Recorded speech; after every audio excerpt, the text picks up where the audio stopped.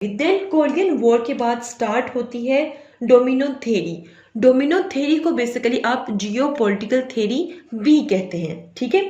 Domino theory बिल्कुल domino effect की तरह होता है। अक्सर आप लोग अगर यूट्यूब पे लिखें डोमिनो इफेक्ट क्या होता है, लाइक आप एक चीज़ को गिराएंगे उसके साथ बहुत सी चीज़ पड़ी होंगी, वो गिरती गिरती गिरती जाएंगी, ठीक है।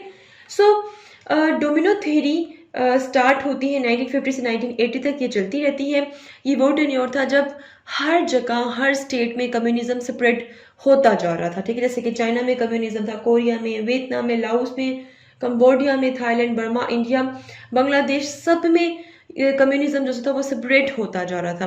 अब अमेरिका के जो पॉलिसी मेकर थे उन्होंने ये डिसाइड किया कि अगर इन सब कंट्रीज में से किसी एक दो कंट्री को सिलेक्ट करके वहां पर प्रॉक्सी वॉर्स को स्प्रेड कर दिया जाए, स्टार्ट कर दिया जाए प्रॉक्सी वॉर को, तो डेफिनेटली कम्युनिज्म को रोका जा सकता है, डेफिनेटली इस डोमिनो थ्योरी को रोका जा सकता है, ठीक है।